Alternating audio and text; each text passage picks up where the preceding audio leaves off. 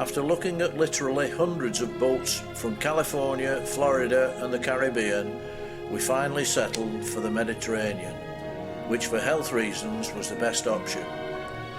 We had flown to Nice to catch the plane to Corsica, where a British-owned Moody 40 was moored. We had a couple of days to spare, so we hired a car to see the sights of Monaco.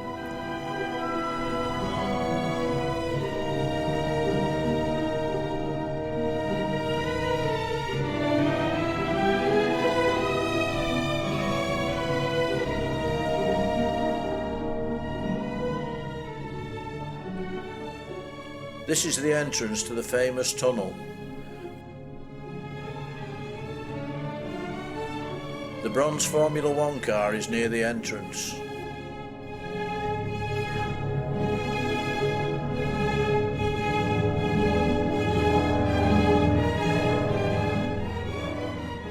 Walking around the harbour, the gym palaces were being prepared for the new season.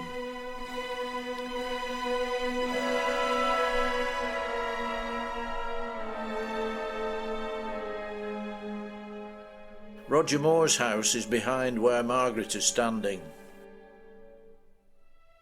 The flight from Nice to Calvi airport went without a hitch, and we were soon in the owner's car on the way to Calvi Marina. Because of the extortionate cost of a professional survey, I had decided to do my own. After owning 3 previous yachts and looking at hundreds, I thought I knew it all. As it turned out, this was a bad decision.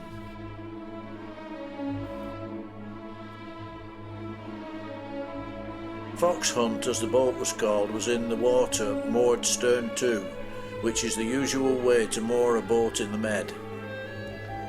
We had previously seen video and various pictures, so we knew what to expect. The remainder of the first of our 3 days on Corsica was spent checking out the living accommodation, the engine and navigation equipment. The owners were obviously well versed in showing off the boat, and my difficult questions were skillfully avoided. The boat was what I would describe as tired. The engine room in particular was in a dreadful state. However, it was the spacious living accommodation that had led us to choose to commit to come to Corsica to see her.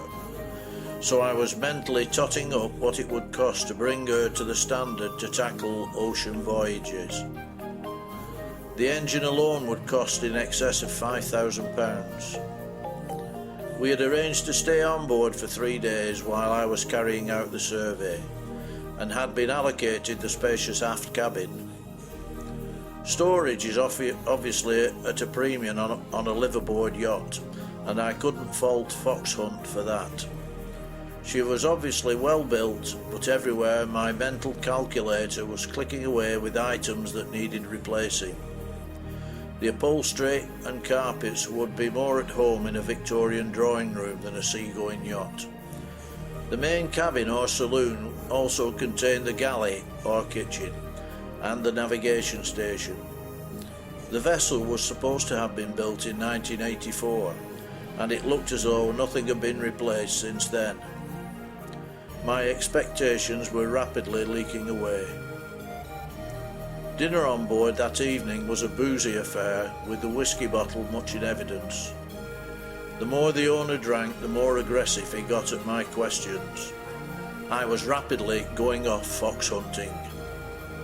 Following a night of broken sleep, we had breakfast and motored the boat round to the marina yard so she could be lifted out to check her bottom. Surprisingly, she was in better condition than below. The owner was of Irish descent and had obviously kissed the Blarney Stone. His skillful avoidance of my awkward questions was akin to our present politicians. The below the waterline survey took most of the day, so after she was back in the water at her berth, I checked out the mast, rigging and decks. By this time, my mental calculator had clocked up £12,000 of replacements. The owner getting more inebriated and aggressive. In bed afterwards, I dropped the bombshell to Margaret. The boat wasn't worth anywhere near the asking price, and we were going to walk away without even making an offer. She was devastated. She'd been planning how she would bring the boat up to her standards. After breakfast the following morning, I broke the news to the owner, who obviously thought I was hooked. His wife was almost in tears as I let rip with both barrels about the state of the boat. My closing remarks being I wouldn't even consider making an offer without the price being reduced by 30%. This sobered the owner somewhat, and we agreed to take them to dinner that evening to compensate for their hospitality. With that, we left and booked into one of the hotels for the remaining night on the island. We then spent the remainder of the day wandering around Calvi.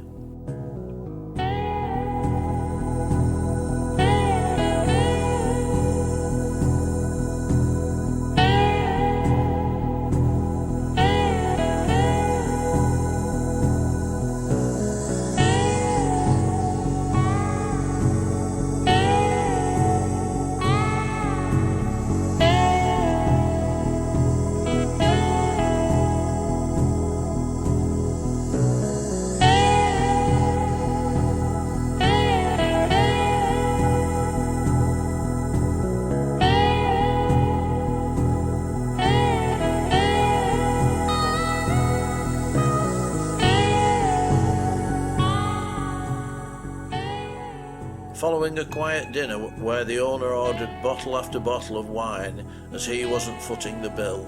As we rose to leave, he dropped his bombshell. "We will accept your offer."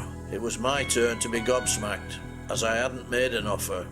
He was, however, willing to deduct 30% from the asking price.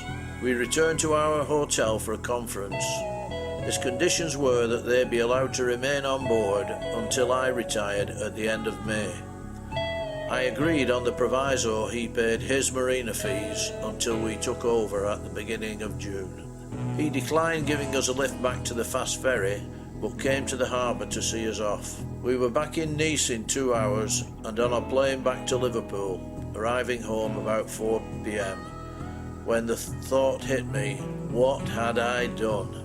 Retirement and family parties followed, and we bought an old estate car to bring our possessions from England. Then set off back across France to Nice to catch the slow ferry back to Corsica. The owners were on the dock to meet us. No welcoming smiles this time. They had booked a hotel room for us to stay in while we overhauled the yacht in the yard. Next morning we were supposed to be on board for the trip around to the yard. Arriving at the agreed time, we saw them motoring across the marina to the lift-out point. I had insisted I make an inspection before handing over the balance of the money. So the boat was lifted out and we went aboard. I could smell trouble as we faced each other in the 35-degree heat across the cockpit. I had expected to take the rest of the day inspecting the inventory and condition, but they had other plans, claiming they had an appointment elsewhere. By this time we were melting in the heat, so after a brief look around to ensure all was well, we completed the Part 1 Bill of Sale documents and I handed over the balance by banker's draft. He then said he wanted an additional £300 for the fuel in the tanks and the spare parts. My hackles rose and I told them to get off my boat, and they hurriedly departed. I then realised the keys were missing, so I chased after them but was unable to stop them boarding a friend's yacht and sailing out of the harbour, laughing at me on the dock. We spent the rest of the day getting our gear aboard. I also found out that the ship's registration documents were missing. This took the gilt off the gingerbread and set the tone for our remaining time on Corsica. It took us 3 weeks to clean and anti-foul the hull to get her ready for the water. Not having sailed the boat, it would be traumatic motoring her around to the berth we had been allocated. As it happened, we managed to get the propeller entangled 3 times before finally mooring up at our berth. We had 6 weeks to prepare the boat before our first visitor from home. Jonathan, an ex-colleague from work, had booked an 8-day holiday with us. The first major problem we found were the heads, which are the toilets. The previous owner had suggested I bring out a couple of repair kits for them. After fitting the first kit, it was obvious the heads were knackered, so 2 replacements were ordered from one of the island chandlers. This was the start of a sorry tale of replacements. In all, we spent over £5,000 before the boat was fit for sea, which was a large dent in our resources. After overhauling the oily beast, as the engine became known, we were ready for our visitor. He obviously wanted to get as much sailing in as possible, but luckily the weather was somewhat inclement, with the Corsican version of the Mistral blowing for the first 3 days.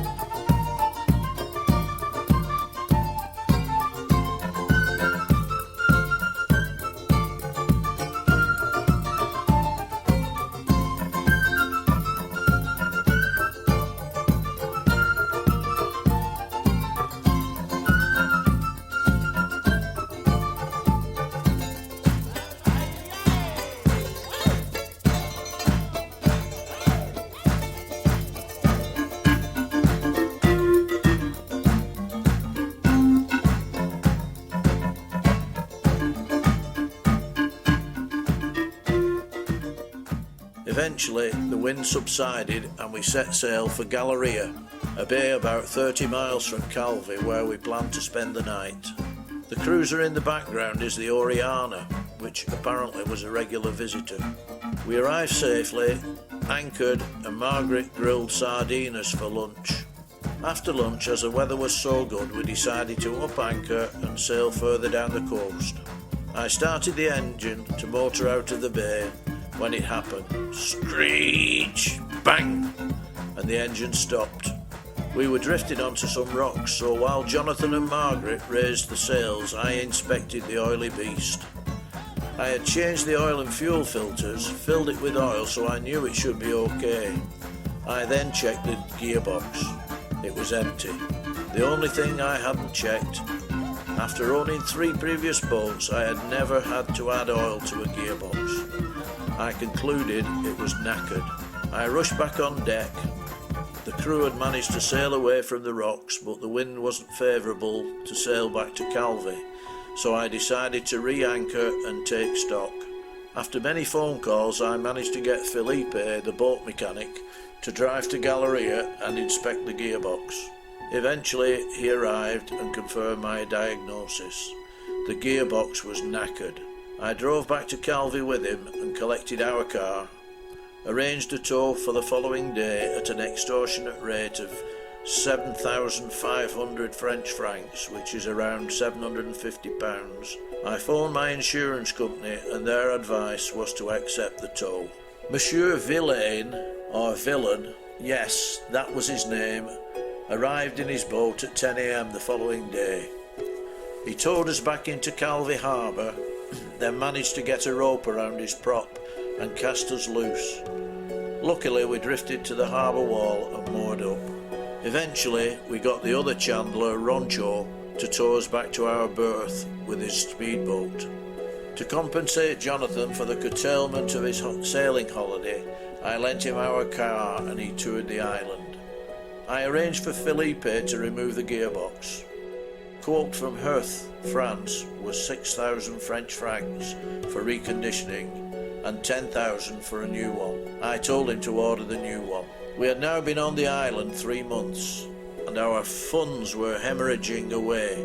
The saying, "a boat is a hole in the water to throw money into," was very true. We had now spent over £5,000 and still had to change the engine. We were given a couple of steaks from these tuna, and Margaret produced sensational meals of parmesan-crusted tuna. We set off for the French mainland, which was 105 nautical miles away. It was now the 17th of October. The 17-hour overnight voyage was a nightmare, keeping the engine running. There wasn't enough wind to sail, and darkness fell around 7 p.m. I called the marina on the VHF, so we entered and moored alongside the Capitainery. It was 3 a.m. We had made it. I could see the security guards playing cards. Eventually they saw us, and after much gesticulating and broken French, we were allocated a berth. Unbeknownst to me, in the expensive section. At 4:30 a.m. we crawled into our bed, shattered but elated. We had managed to nurse Magic Moods, as she is now known, which is an anagram of our names, the 105 miles to the Gulf Juan. Our middle daughter had just given birth to her first child, so we made a quick trip back to the UK to see Alex and his mother. 2 weeks later we were back, ready to commence our search for the new engine. Eventually, on the 16th of November, we set sail for Port Grimaud in Saint-Tropez Bay, some 5 hours and 30 miles away. The wind was 25 knots on the nose, so the Iron Donkey, or Oily Beast, was called on to get us there. We arrived at the marina office at 1:30 p.m. and it was closed. What with the weather, illness and mechanical problems, it was the 23rd of December before we eventually left, and that was only to the adjacent marina, Marines de Cogolin. We had made an attempt to set off for our next destination, Yers. Got halfway across the bay when the engine started to protest, so we turned around and came back. I was discussing our problem with the engine with the captain of the marina. He suggested a local mechanic may be able to fit a new engine. Margaret had taken to her bed with a severe dose of flu. The morning arrived for the lift out. Dirty Boots' assistant rang to say the yard was closed for Christmas, but had procured a place in another yard in Saint-Tropez, 5 miles across the bay. We gingerly motored across to Saint-Tropez to the proposed lift-out point. I was horrified when I saw the crane he proposed to use, and after a full-blown row, gave him the sack, and we went back to Port Grimaud. I asked the Capitan for a place nearer the shops, but there weren't any, so we made our way to Marines de Cogolin, next door, which is where we spent a stormy Christmas.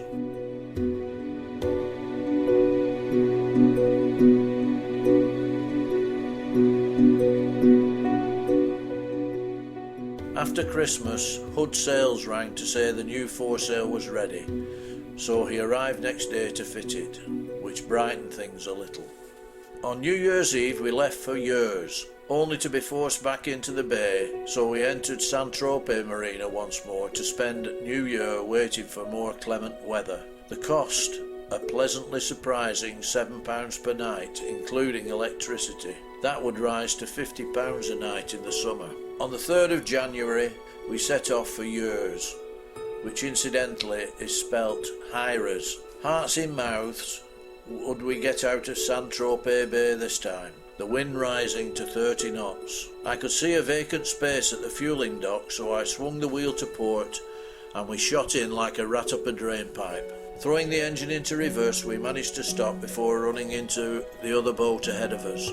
We checked in, got our berth number and reversed into our place, giving our neighbour's berthing ladder a clout before arriving. The wind had now risen to 40 knots and we were in danger of hitting the dock, so I had to tighten the moorings in driving rain to make us safe. During dinner I could hear the steady drip, drip of water. On investigation I found the water pump bearing shot and leaking like a sieve. A further saga ensued, culminating in sourcing a new pump, fitting it, and finally 3 days later resuming our voyage. Next destination, Toulon, 30 miles away. The weather was sunny, but the rough seas from the previous storm gave a 3-metre swell, making the trip uncomfortable. Eventually we arrived in Toulon Bay, and the swell ceased. Toulon is the largest natural harbour in the Med, and is home to the French naval fleet, as well as about 6 marinas. Turning to starboard brought us into the channel leading to the inner harbour and our marina destination. Little did we know we would be stuck here for almost 3 months. We tied up to the fuel pontoon with the help of a bearded Frenchman named Alain. I nicknamed him Alain Delon after the film star. He became a good friend.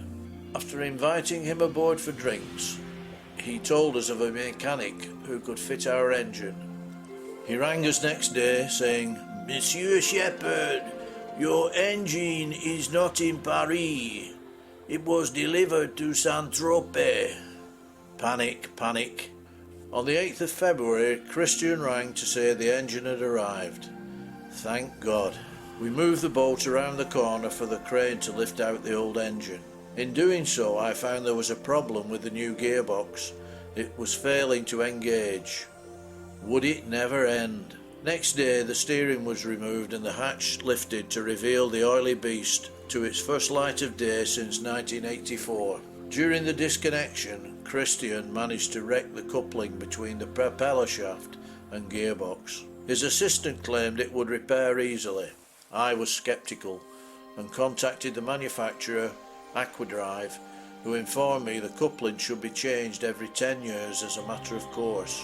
I ordered a replacement, which delayed the new engine being fitted and cost £200. Maybe they had done me a favour wrecking the old one. As the gearbox integrity was in doubt, I asked Christian to take it to the agents for checking. The agent confirmed it was faulty, but would repair it under warranty. It would take 10 days. In the meantime, I decided to give the engine room a makeover, ripping off the decaying soundproofing and painting the room brilliant white gloss. Christian discovered the engine mounting centres differed, so I had to modify the engine bearers to suit the new engine.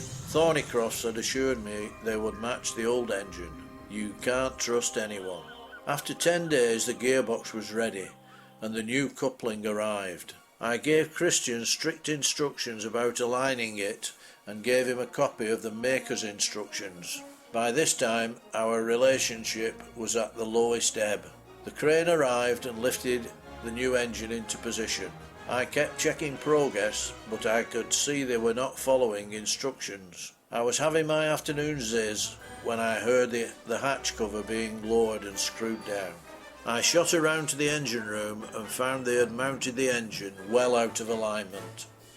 Upon deck and told them what I thought of their antics and ordered them off the boat. This was becoming a habit. We were now up the creek without a paddle or a mechanic. Next morning I visited the local bricolage, which is B&Q to us, and bought some specialist tools to remount the engine myself. I had already done a complete rewire in preparation. 6 hours later, the engine was in the correct position and ready for connection. Unfortunately, Thornycroft had neglected to provide the fuel connections, more delays and expense. 2 more days delay and everything was connected. I turned the key to start the fuel pump to bring the fuel into the filters and stopped immediately. The fuel was contaminated. Another 24 hours delay cleaning the tank and fitting a new filter system. Next day I tried again. Click, the starter wasn't engaging. I checked the new wiring loom and found a spade connection loose. I pushed it home, turned the key,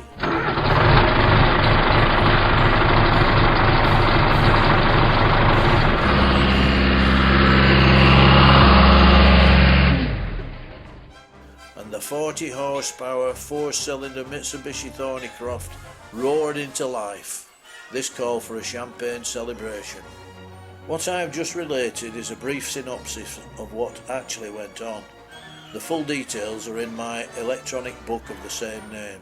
The red gas bottle picture is there to illustrate an attempt to rob us by a local youth gang, which was our only sign of violence throughout the whole trip.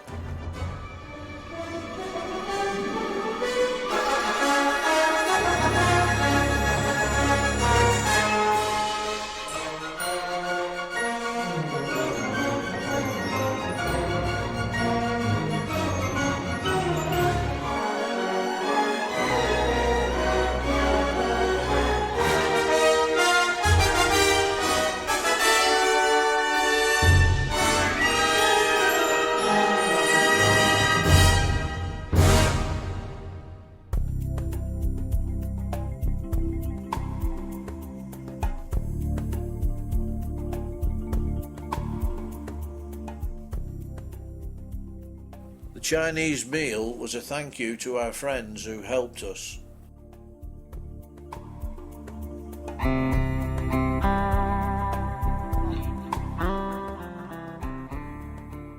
On the 17th of March 2002, we motored out of the Rade de Toulon, the smell of hot paint in our nostrils from the new engine. We had been too long in Toulon.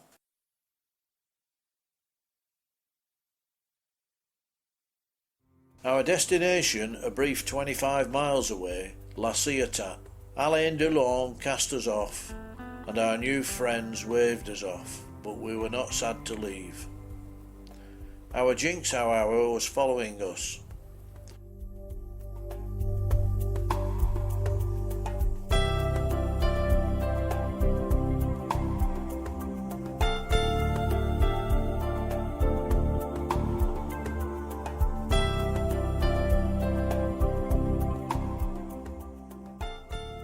We arrived in La Ciotat and managed to clout the concrete dock. Obviously, we were out of practice. La Ciotat was well worth a visit, the old town being particularly picturesque. There were fires inland, and these planes were scooping water from the bay. However, we were on a mission. We had to get to our final destination in Spain by June, as our relatives were champing at the bit to come and visit. We were supposed to go to Almerimar in the Costa del Sol, but during a trip to the local internet cafe I found they had increased their prices. Alain Delon had suggested Agua Dulce near Almeria as an alternative, but I left our options open. This guy was after my baguette, I think. From La Ciotat we were supposed to go to the Isle de Frion. However, a weather warning from a Coast Guard boat which pulled alongside dictated that we should cut the trip short, so we detoured to Cassis, where, if I had the money, I would live.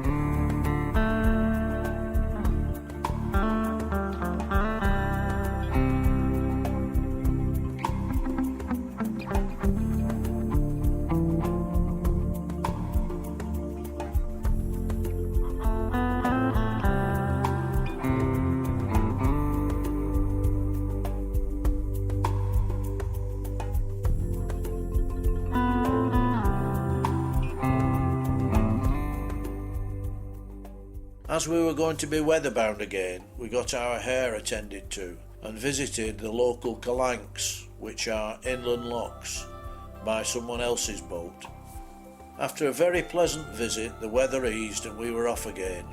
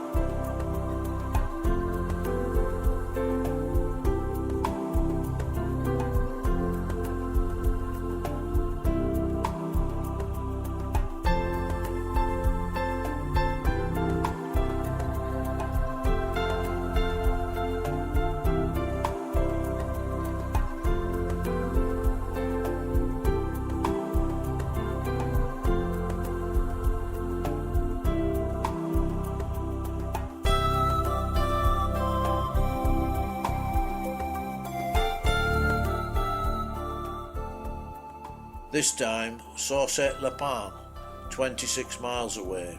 We were still running in the new engine, so short trips were the order of the day. Saucet is a lacklustre place. We were watching a movie that evening on TV when the electricity went off. I donned my dressing gown, made my way to the dock to sort the power, and managed to dislodge the water connection, which discharged a stream of cold water on my nether regions. I'll certainly not forget X-Files the movie. Port Guardian was our next stop, 36 miles west. We had to cross the Golfe de Foz, which is notable as being the biggest polluter in the Med. There was a red haze in the air. On entering the channel into Port Guardian Marina, there was a buoy, which didn't have the colours denoting which side we were to pass it. We crawled past safely and tied up at the refuelling pontoon to fill up. I was feeling knackered. This supposed enjoyment really takes it out of you.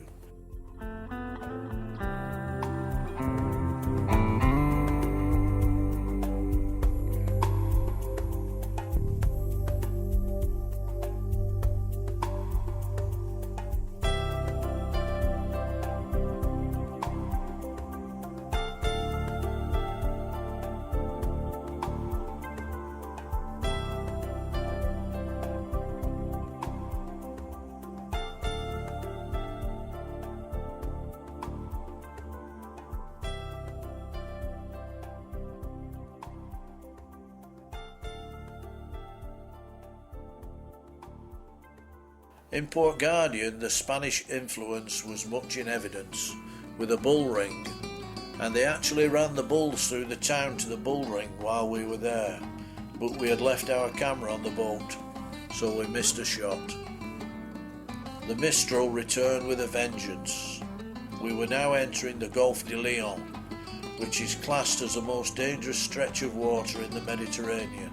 The adverse weather delayed our departure for 6 days.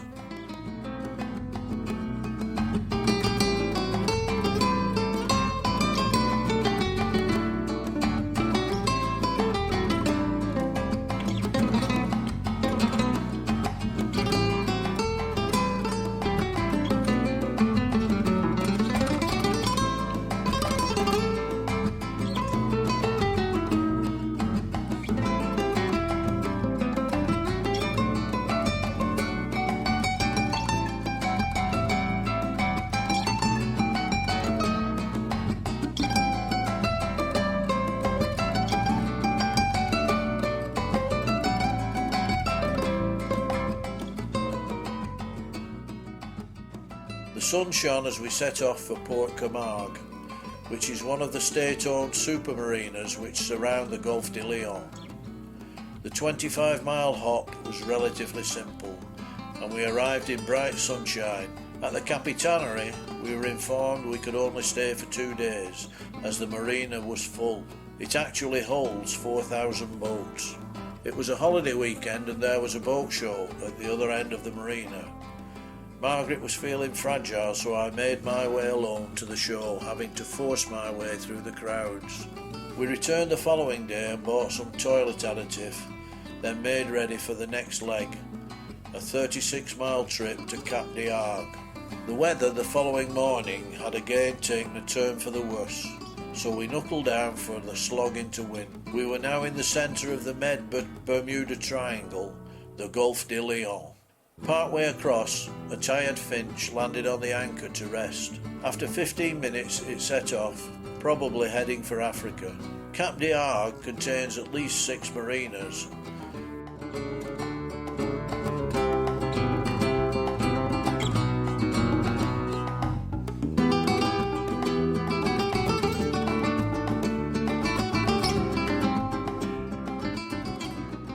So after negotiating the old Napoleonic fort de Bresco, we found the Aquiel, or check-in. The wind was up to 20 knots by now, so after checking in we made our way to our berth about 2 miles away across the Etang, or inland sea. The price, a remarkable 45 francs per day. After 3 attempts to berth, we made it safely and tied up securely. The Navtex was forecasting a full-blown force 10 gale. We made our way into town to seek out a chandler to add to our stock of fenders. On the way, we heard music and were surprised to find a jazz band touring the streets, trying to drum up enthusiasm for a wet weekend. They stopped in the square to dance with the spectators. Let's turn it on and get everybody thinking. Let's turn it on. Everybody song and dancing. Let's turn it on. I, of course, had to join in. Margaret was a little disappointed with her partner.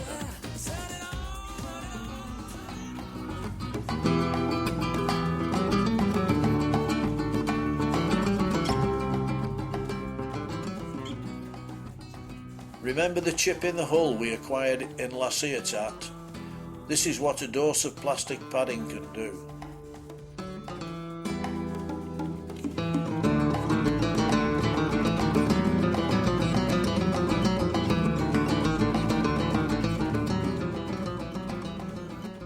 Our next port, St Cyprian, 33 miles away down the coast.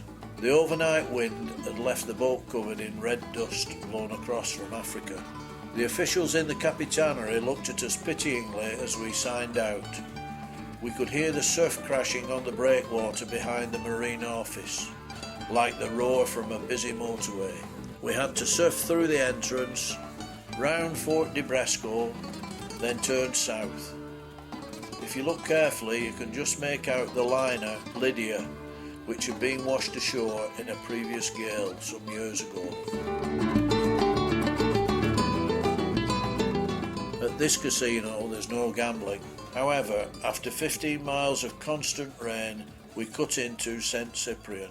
Bad mistake. The mooring method was unfamiliar. A floating buoy to attach the bow and a line to the dock for the stern. Next day around 4 a.m. all hell broke loose. It was a full-scale gale blowing. The stern was banging on the dock. I rushed on deck after donning my wet gear. A force 10 easterly was pushing us onto the concrete dock.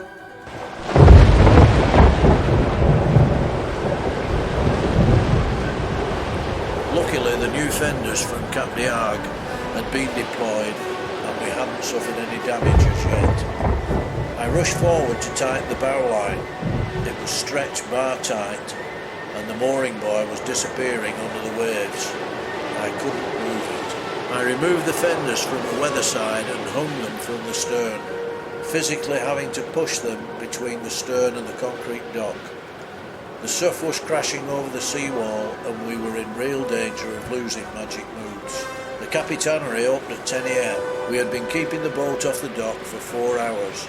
I rushed inside and tried to explain our predicament. All I got was the French shrug.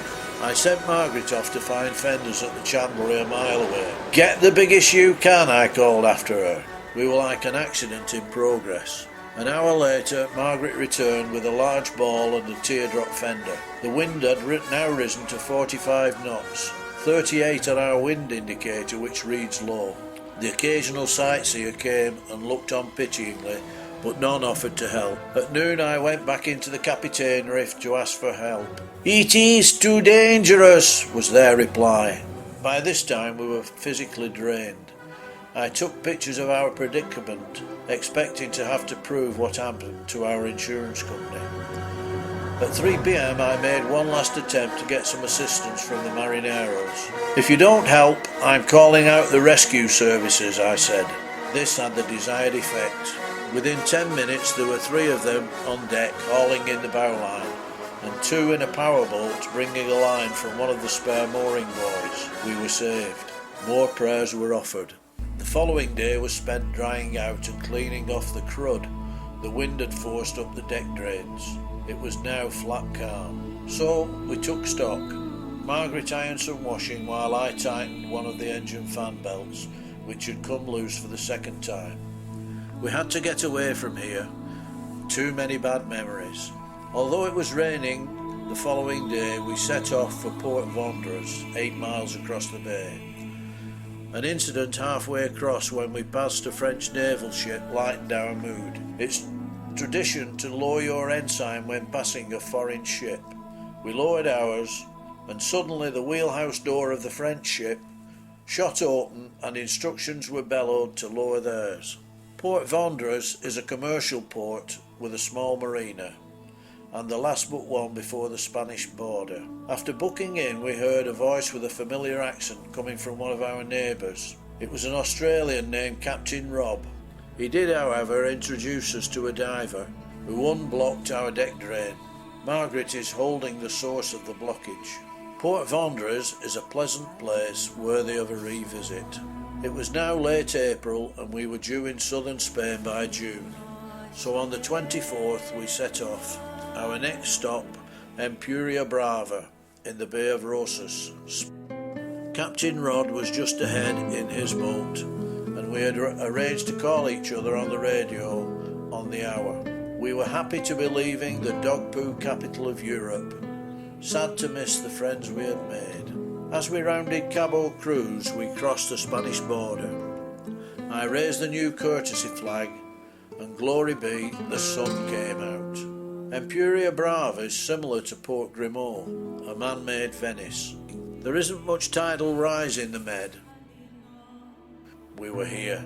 The first time since Corsica, the marinero helped us more, which is customary in Spain. Of course, a tip is expected.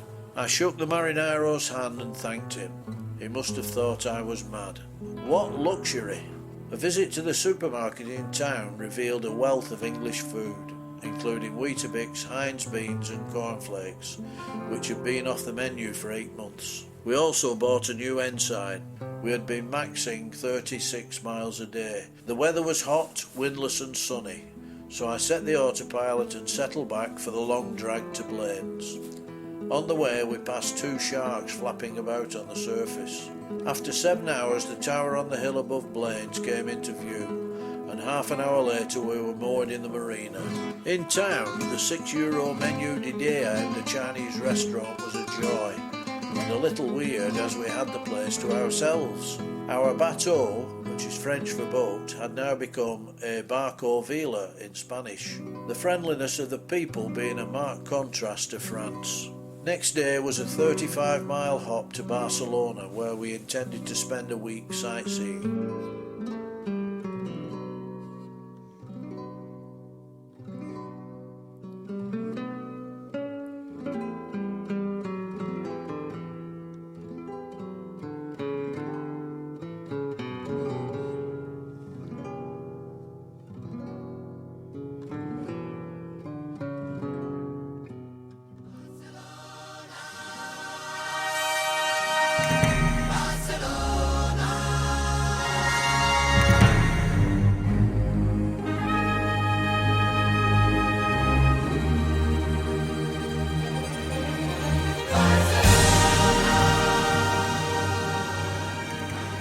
First sight of Barcelona was a cloud of pollution hanging over the city.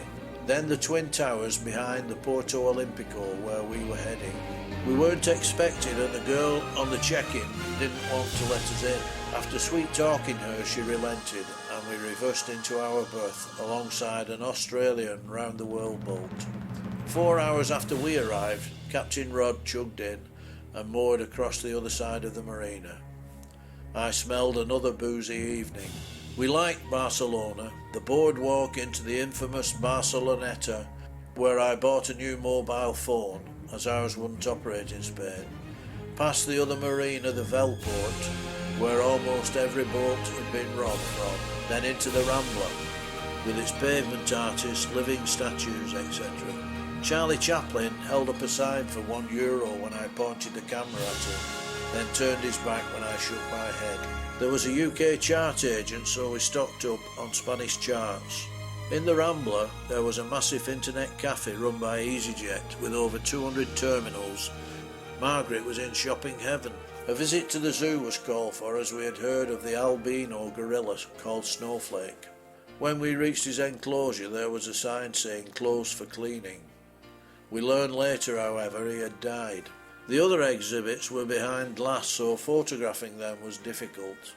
Our week in Barcelona slipped by, so we cast off for our next stop, Tarragona, 50 nautical miles distant. 10 miles out, the sunny weather gave way to wind and rain.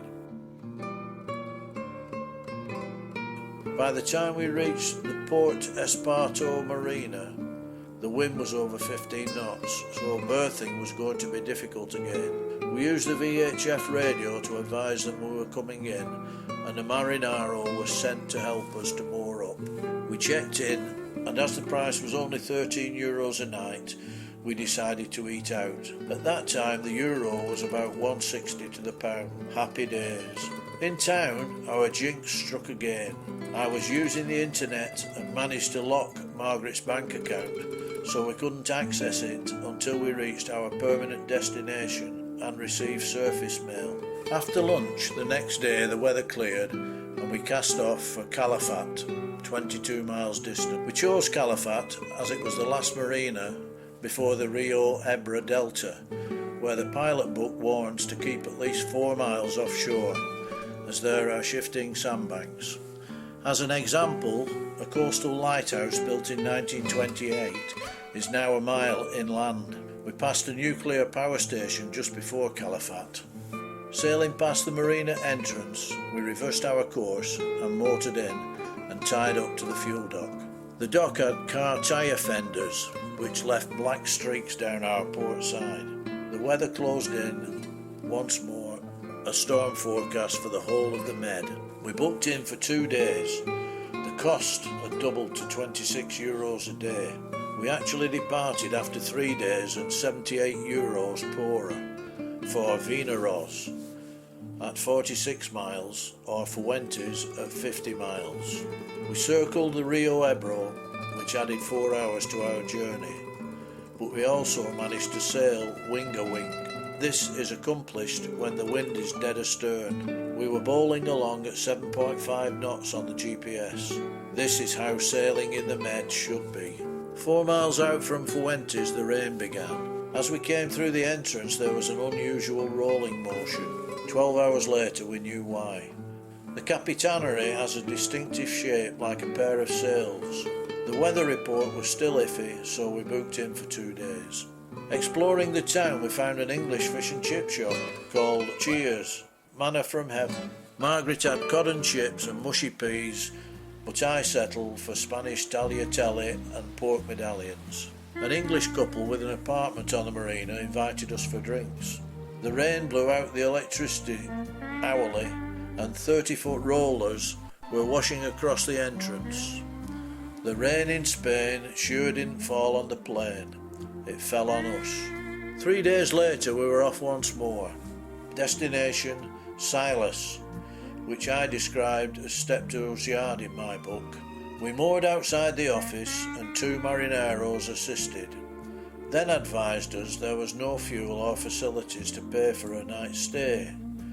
"You will have to pay at the bank in Valencia, or you no need to pay at all."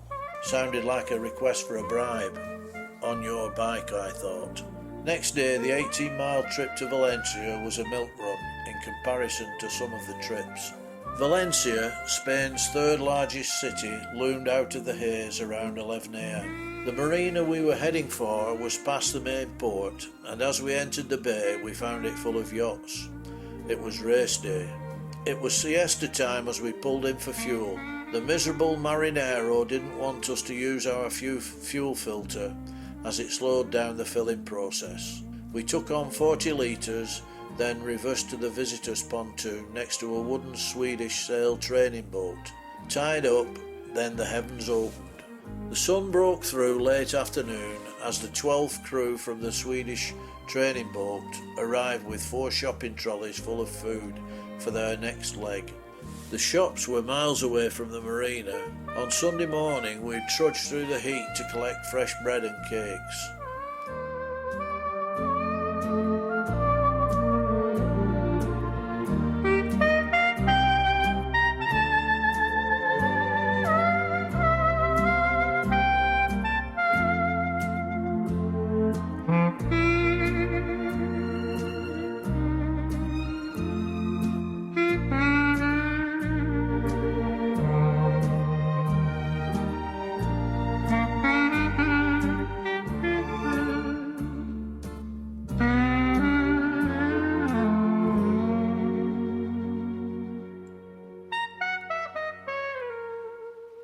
3 days later we left for the 42-mile run to Denia. There are 2 sections to Denia Marina.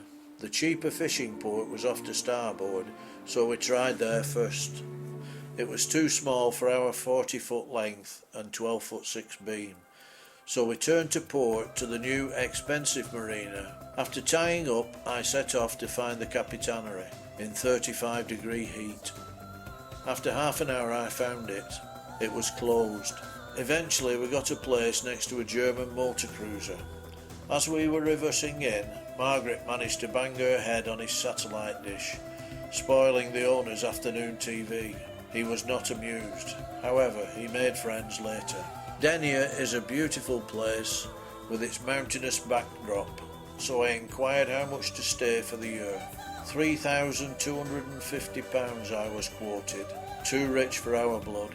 The out-of-season daily rate though was only €11.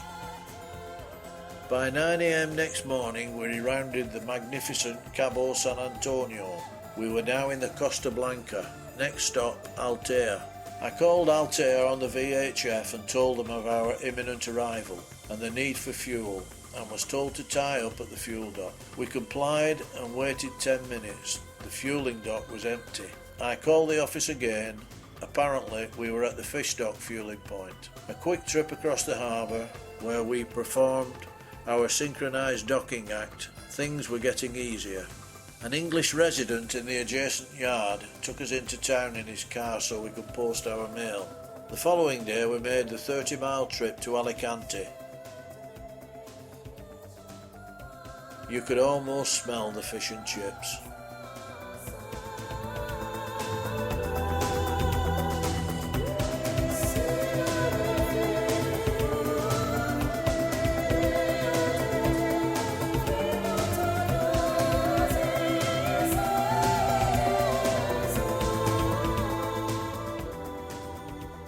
Our reception on arriving at Alicante brought us down to earth. The girl on reception flatly refused to give us a berth. I flashed my Liverpool Yacht Club membership card and quoted the law of the sea, where a port was duty-bound to give shelter when needed. Eventually she relented, and we were allowed to remain at the visitors' pontoon overnight. There was another marina over the other side of the harbour, but this was owned by the Club Náutico of Spain, and only for Spanish residents. After phone calls and emails, I found our next port, Torrevieja, had a berth for the night, and Agua Dulce in Almeria could put us up for a year's stay. Who bloody ray?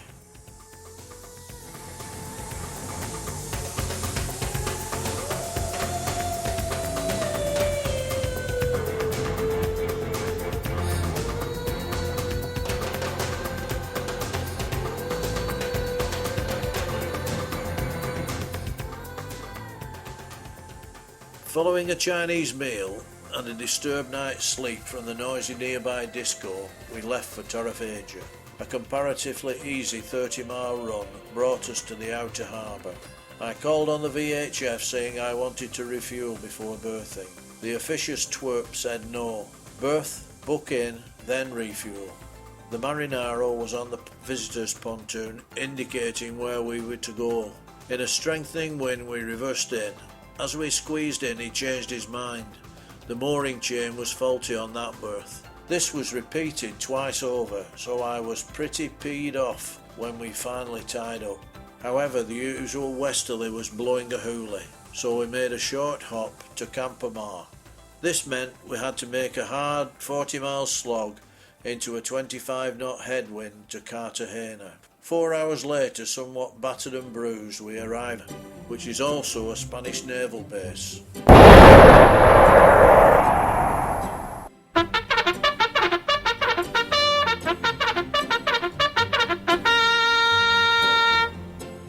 Bet that woke you up.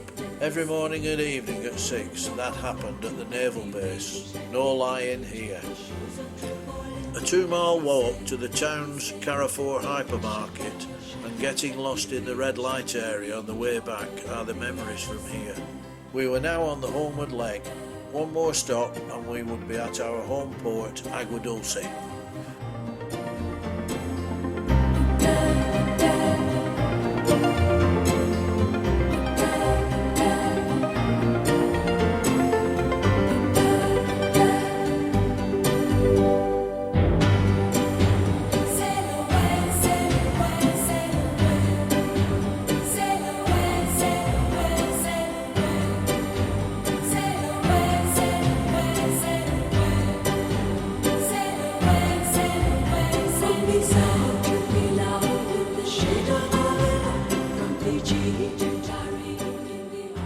But once again the jinx followed us into Garrucha.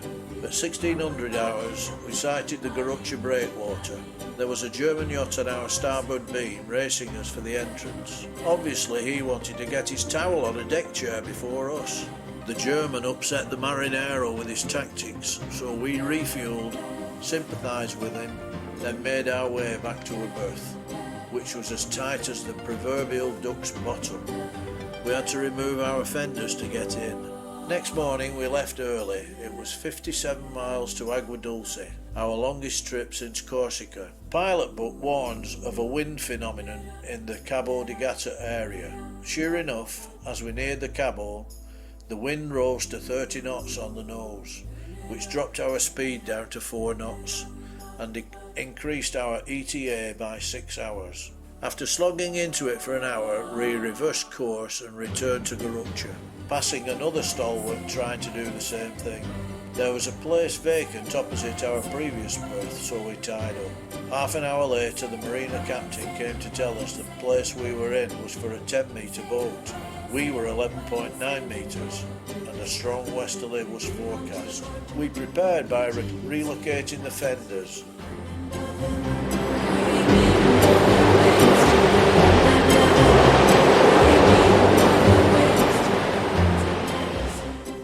The wind rose, yachts were coming in one after the other, and having to go out into the storm because there was no room. Once more, our fenders saved us from damage. This Australian wouldn't take no for an answer and squeezed it into the place we had vacated. The weather report for the next 2 days was bad, so we stayed put, frustrated as our home port was so near.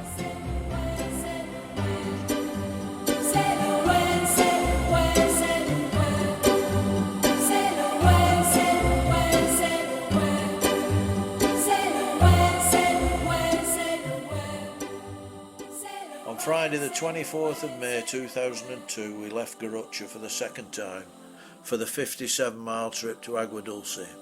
The wind was light and we were making 5 knots. As we neared San Jose the wind started to rise. Oh no! Not another turn back. We reached Cabo de Gata, cutting the corner and saving a couple of miles. We were now in Almeria Bay.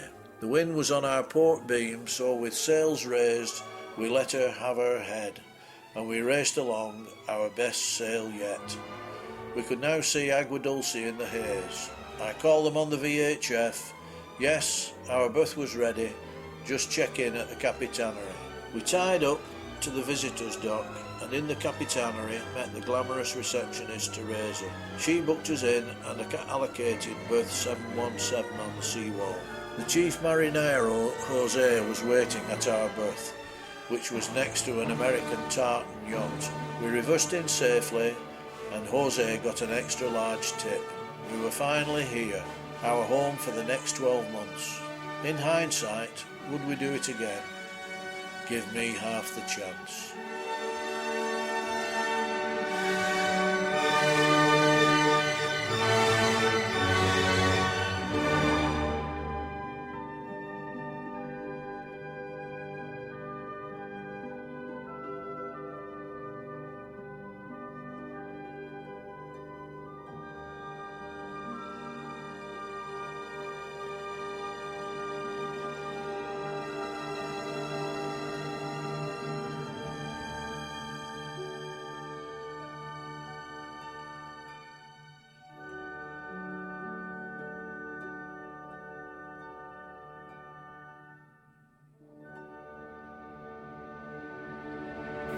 Whoops! Look away, ladies.